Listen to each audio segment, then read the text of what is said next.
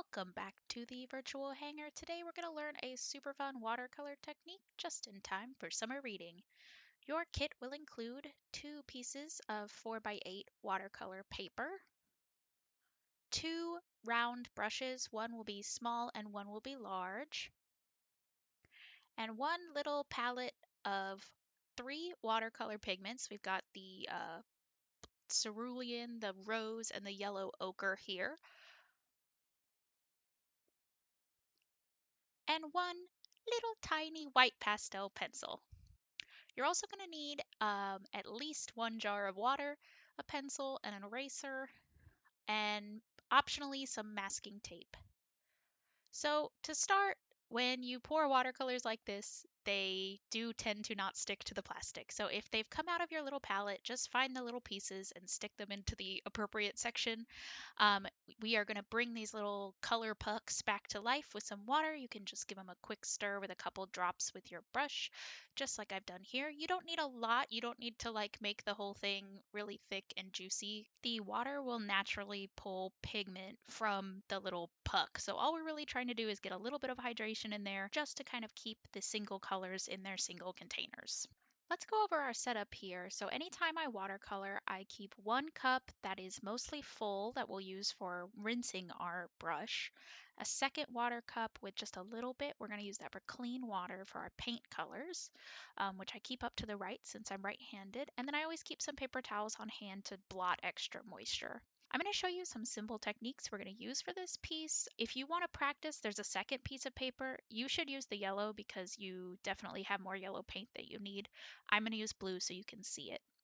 The first technique here is wet on wet. So what you do is take your paintbrush and fill in the area that you're trying to put pigment with just clean water.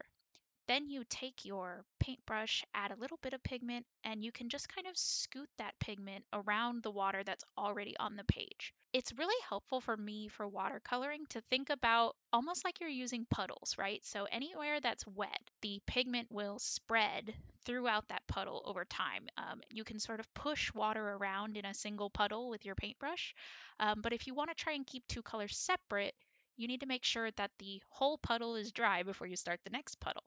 So to demonstrate that, I'm going to do the wet on dry. So that's wet brush, wet pigment on dry paper.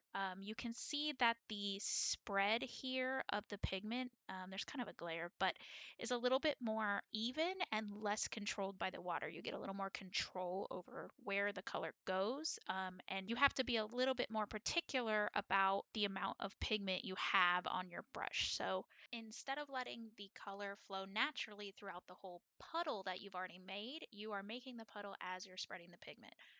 I'm practicing some simple strokes here to just get a little bit more comfortable with the brush under my fingers. You can see the way that most of the detail work is going to be done with this wet on dry technique so that you can really control how much pigment is going in an area. But you can still see kind of in the SM I did and the little heart that the color will flow throughout the stroke that you just made because that is the puddle that you made. The whole thing is wet, so the color will diffuse throughout it.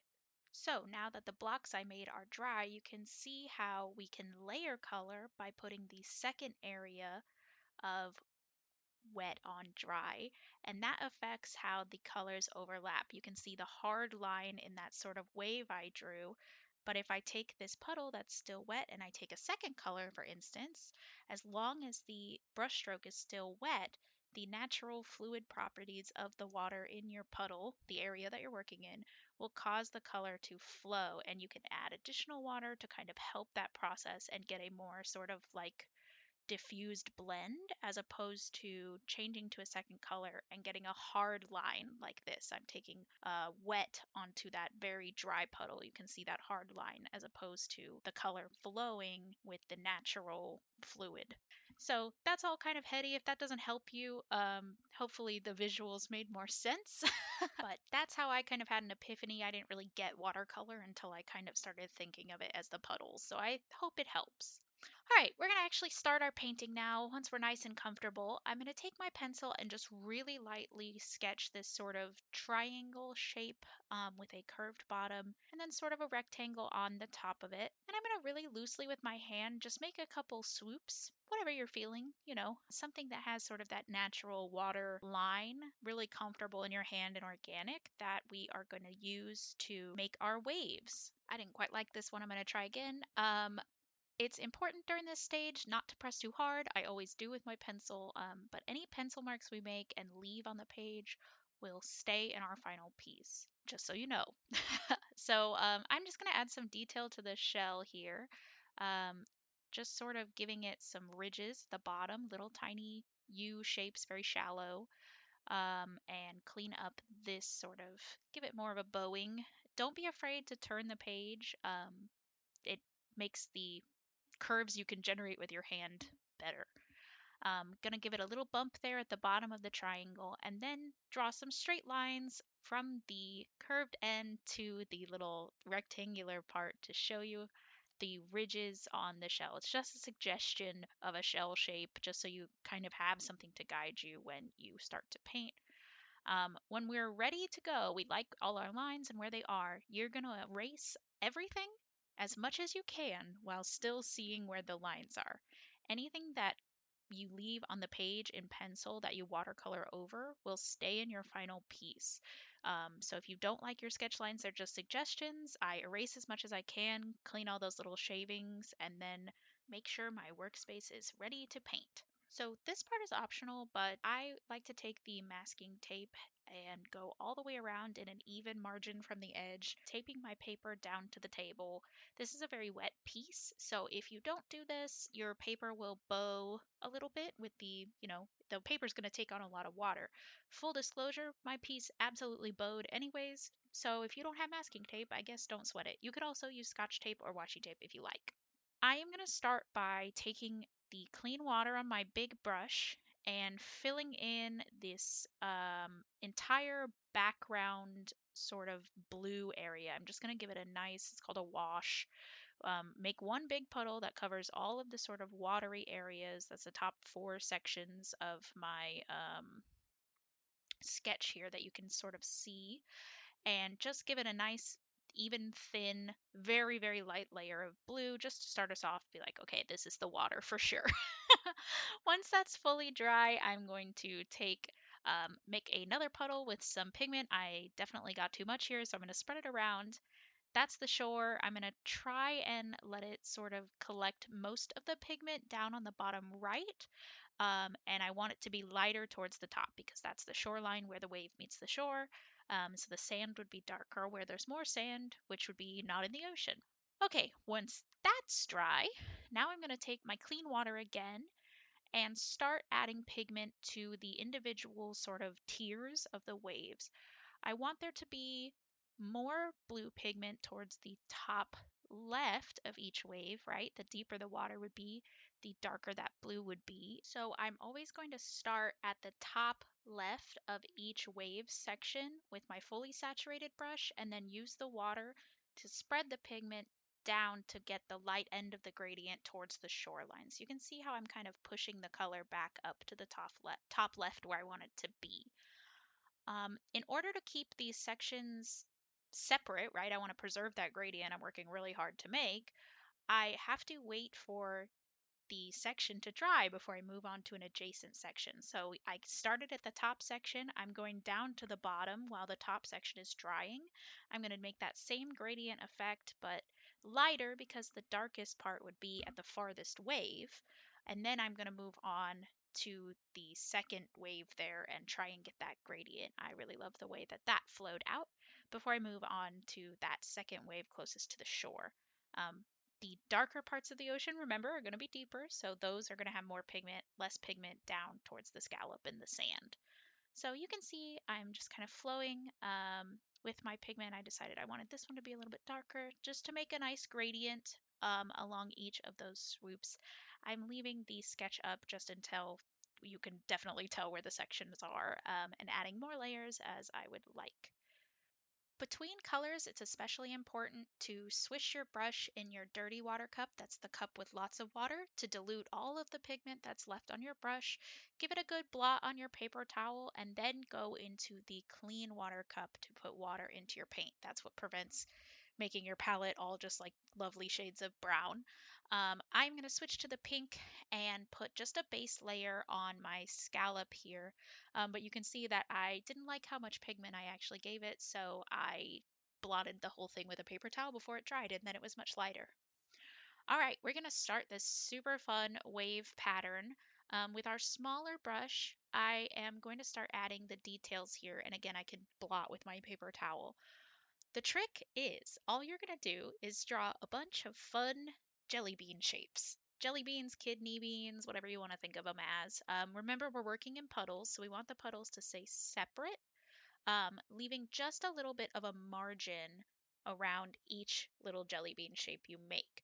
Um, the darker of these shapes will be towards the back, so if you want to just do one base layer of these shapes and then go back over and add a second layer once they're all dry or when they're not all dry, that's totally fine. So you can kind of get a rough idea of where all of these shapes go. It's very free form, right? Water doesn't have like a constructed, really strict structure. So I just did this as, fancy as I wanted to. Remember that towards the back of the wave, farther from the shoreline, the jelly bean shapes would be bigger. And then as you get closer to the shore, it'll be more foamy, right? The edge of the wave always has that white foam. So that's why the little jelly bean shapes get smaller and lighter. So, a little bit too much there. Use my paper towel to blot it. That's really the secret for the rest of it. Remember, we don't want to do two tiers adjacent at once. So I started on the bottom. You can see here I'm making the back ones a little bit darker as I go, just to represent the depth of the water there is deeper, right? Then as we get towards the front, it's a little bit shallower. And then I don't want to move from the first wave to the second wave. I'm going to try and keep these nice and separate so that the colors don't blend where we don't want them to.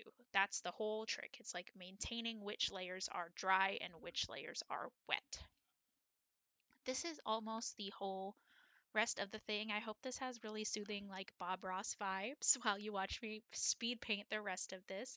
Take your time, go slow. Don't be afraid to let one thing dry and then start the next part. You don't have to do it all at once. And I often watercolor. I'll do like a little bit and then I'll walk away for an hour because I'll forget that I'm working on it and then I'll come back to it. And that doesn't hurt. It doesn't never hurts it to let it dry longer if you're not trying to blend colors. So you can always just leave it if you're not sure if it's not dry, just leave it longer. It'll be fine. So I'm going to finish my jelly bean shapes here. Hopefully this close-up can show you. I like putting in the little tiny sort of blot details. I had started with the very smaller brush, and I think I switched to my bigger brush as I went to the farther away waves. And then these little small dots are the ones that I did with little brushes. So you can see the difference between the big shapes, and I'm really just drawing whatever feels good and funny. Towards the edge of the wave, if I did this again, I would probably do less jelly beans even, leave the space between the beans a little bit wider so that it really makes that foam effect. And I would have done the top edge of each wave more indicative of sort of like a foamy wave pattern rather than like a smooth swoop. It's just something to think about. It's an artistic choice, totally up to you. I'm sure it's going to look great. So let's get back to our scallop here. Once the jelly beans are all dry, I take my wet and make each of these sort of ridges with the brush. So I put a little bit of pigment on the end in a puddle, and then I want it to really flow naturally down from that very colorful area down each of these sort of fingers along the ridges of the scallop. So you can sort of see how I'm pushing it with my brush. Once that's mostly dry, I do the sort of fins of the scallop. If you want your mind to be blown, go on YouTube and watch a scallop swim. I did not know that they moved around like that. SpongeBob was right. That's all I'm going to say about that. So I'm just going to help the pigment flow down each of these fingers of the scallop a little bit more. Put a little bit more color, well, a little bit less blot with the paper towel. Um, and I'm really helping this way more than it needs to. It would have flowed naturally, but I love to be in control. So I'm going to switch to my narrow paintbrush and just trace the top edge of each rib of the scallop. So at the end of that line, I do a straight line from sort of the apex of that, where it all points together at the top. And then as I get towards the bottom where all the curves are, I curve that line out away from the center. So they all sort of, as I move away from the center, I curve around that center point. So like we're looking straight down at the scallop. So to the right, the curve goes into the right at the bottom, and to the left, the curve. You get it. You can see it. The directions are a little confusing to me. As long as these ridges are wet, you can even out the pigment around them. So don't be afraid to just like get them all down and then scoot the pigment around. Then I'm just going to take, well, this is kind of dark. I took my tiny brush to just add some ridges. I didn't like the way the one on the left looked.